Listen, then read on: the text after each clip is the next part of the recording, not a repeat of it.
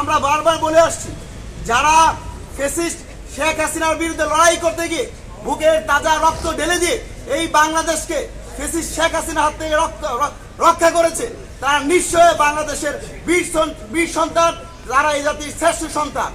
কিন্তু এই বীর সন্তানদেরকে যদি আপনারা কোটা দেন, তাহলে তাদের সাথে আমরা মনে করি অপমান করা, তাদেরকে অপদস্থ করা। একজন আজকে যারা শহীদ হয়েছে, যারা পঙ্গুত্ব বরণ করেছে, আমরা ইতিমধ্যে শুনেছি প্রায় 2000 অধিক শহীদ হয়েছে, প্রায় 30,000 অধিক আহত যোদ্ধা রয়েছে, যাদের অনেকের এক হাত নাই, অনেকের এক পা নাই, অনেকেরই চিরতরে 2 চোখ হারিয়ে গেছে। তাদের এই ত্যাগ বাংলাদেশের ইতিহাসের সাথে সবসময় লিপিবদ্ধ থাকবে।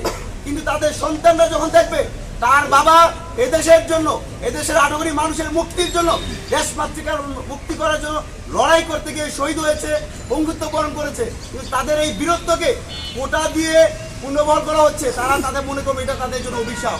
আমরা মনে করি আমাদের জাতির শ্রেষ্ঠ সন্তানদেরকে রাষ্ট্রীয় যে সকল সুবিধা আছে আপনারা তাদেরকে সর্বোচ্চ সুবিধা দেন, কিন্তু শিক্ষা প্রতিষ্ঠানে দয়া করে আল্লাহর ওয়াস্তে মেধার চেয়ে কোনো বড় কিছু দিয়ে তাদেরকে দাবায় রাখবেন না। আমরা বারবার বলছি, 2024 সালে আমরা বারবার স্লোগান দিয়েছি, কোটার কাছে মেধার হার রুখতে হবে আরেকবার। কোটার এই যে স্লোগানগুলো রয়েছে, সেই স্লোগানের সাথে বর্তমান সময়ে আমরা সাংঘর্ষিক মনে করছি।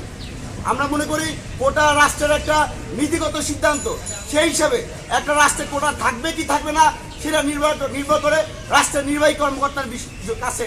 আমরা বর্তমান সরকারের মাননীয় প্রধান উপদেষ্টার কাছে জানতে চাই, আপনি যে চেয়ারে বসে আছেন, যেই চেতনার উপর দাঁড়িয়ে বসে আছেন, কোটা দিয়ে আপনি সেই চেতনাকে সাংঘর্ষিক অবস্থায় উপনীত করেছেন। অনতি বিলম্বে যে গত 2রা মার্চ থেকে যে কোটা পুনর্বল করা হয়েছে, সেই কোটা পুনর্বল বাতিল করতে হবে। পাশাপাশি বিশ্ববিদ্যালয় কলেজে যে পোস্ট কোটা রয়েছে, সেই কোটা অবশ্যই বাতিল করতে হবে। আমরা বারবার বলছি, প্রত্যেকটা জায়গায় আমরা মেধার ভিত্তিতে বাংলাদেশ গড়তে চাই। কোনোভাবেই একটা অন্যায় দিয়ে আপনি ন্যায্যতা প্রতিষ্ঠা করতে পারবেন না। ওটা একটা অভিশাপ, এই অভিশাপ দিয়ে একটা ইনসাফ ভিত্তিক বাংলাদেশ তৈরি করতে পারবেন না।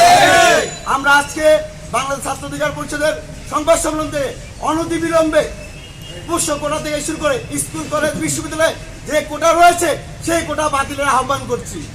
একই সাথে তাদেরকে রাষ্ট্রীয় সর্বোচ্চ সুবিধা দিয়ে যারা পঙ্গুত্ব বরণ করেছে, যারা শহীদ হয়েছেন, সেই পরিবারগুলোকে পুনর্বাসন করার জন্য দ্রুত আহ্বান জানাচ্ছি। এই পর্যায়ে আপনাদের মাঝে বক্তব্য রাখবেন বাংলাদেশ ছাত্র অধিকার পরিষদ কেন্দ্রীয়